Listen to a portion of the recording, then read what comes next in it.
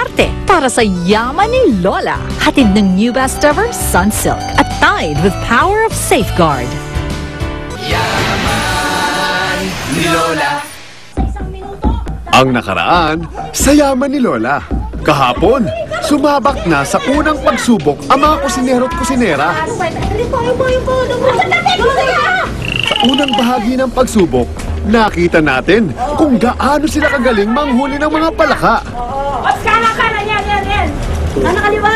Takot mo. Yun, dito, yan. Si Julius at si Shoni, ang sinuwerte na makahuli ng pinakamarami.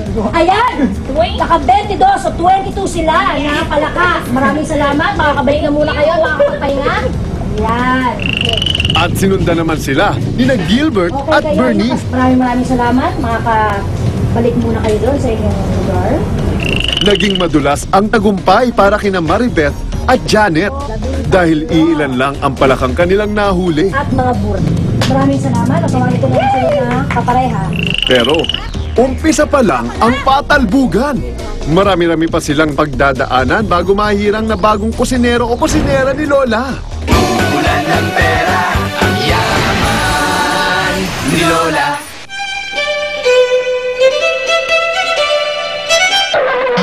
Hello everyone, I'm Bogart. I'm here to binigay ng pera para sa inyo. Muna, congratulations for the challenge kanina. So, let's start with the prize. Ikaw, pinakamadaming nahuli palaka. Sobra mabilis. Very good job. So, ito ay ang pera mo. Congratulations. 300 pesos. Nakaintindihan naman nila. Ako na magsasalita. Pagkatapos ng challenge na nabigay sa inyo ni Bogart, ang ibig niya sabihin, meron kang special prize na 300 kasi kasama mo yung kapartner na si Shoni. Dahil si Julius at Shoni ang may pinakamaraming nahuling palaka, may bonus agad silang 300 pesos mula kay Lola. Sina Gilbert at Bernie naman, 200 pesos ang natanggap. Merong ibig sabihin yung mga binibigay kong pera sa inyo, i-explica mamaya ni Mayordoma yan, ha? Sige. Sina Maribeth at Janet, naambunan lang ng 100 pesos mula kay Lola. Nagtugak me. Pero I like it. Sapagkat tumatawa ka pa kahit ang pinakakonting palaka na ako ninyo na. Pero gusto ko, that is the spirit! Tama! Kita mo na, sabi ko na, kayong dalawa ni Janet or Janet. Pero teka, nagtitipid ba si Lola? Eto na ba ang premyo nila? Sapagkat may pagsusubok na mangyayari sa inyo. Sapagkat diyan nyo malalaman kung ano talaga ang bibili ninyong mga ingrediente para masarapan ako sa inyong bersyon ng betute. Ah, ayun naman pala. Yan lahat ay i-explika. Tama na, sobrang i-explika mo naman. Naintindihan ka na ni Bogart, eh. O sige rin. Siya na pula. O, pakinggan na lang ninyo sasabihin niya dun sa challenge na mangyayari sa inyo, eh. Anyway, ngayon meron kayong tangan-tangan ng mga pera, 300, 200, 100. Ngayon, tama, nasabi na ni Lola na yan gagamitin ninyo para kayo ay makabili ng rekado para sa inyong lulutuing betute. Diskarte na lamang kailangan. So, kung ready na kayo, halika na sa palengke!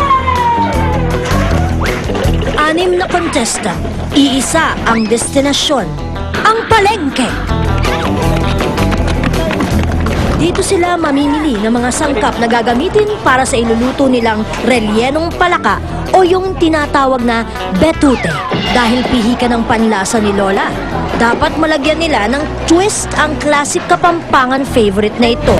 Ang magpartner na sina Gilbert at Bernie, nakahanap agad ng sasakyan. Pero ano to?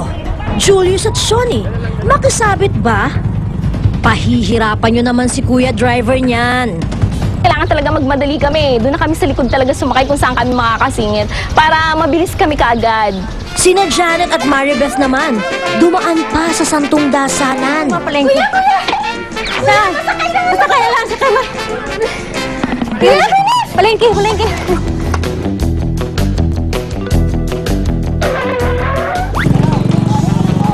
yan.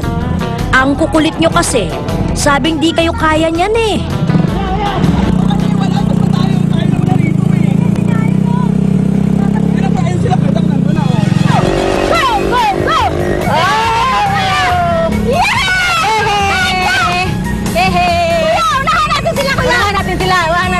Kaya lang, motor na eh. Oh my God! Pamasad-masad! Massage! Massage! Ano ka ba, Maribeth? Cheerleader? Masahista? Cook ka ba talaga?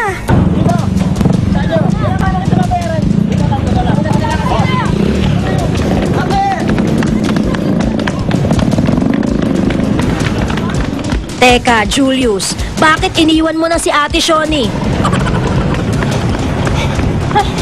Grabe, nakakapagod! Wala na partner ko! Dito na, dito na. Dito ba, dito ba, dito ba? Op, op, op, op, op, op, op, op. Huwag mo ko iwanan ga kasi bawal yung iniwan. Ano pa? Biruin mo nga naman, kayo pa nauna sa palengke? Galing! Susunod! Ano ka ba? Ay, tatanong ka ba? Magmusta oras mo? Huwag na ginilig! Ang kulit naman nito. Wag na lang ano pa, wag mo lang yung kailangan. Inaabang natin is oras. Hindi yun, kahit pa kung kailangan natin yung ingredients. Naku, maniwala sa akin. Ako na nga. Ngayong gabi,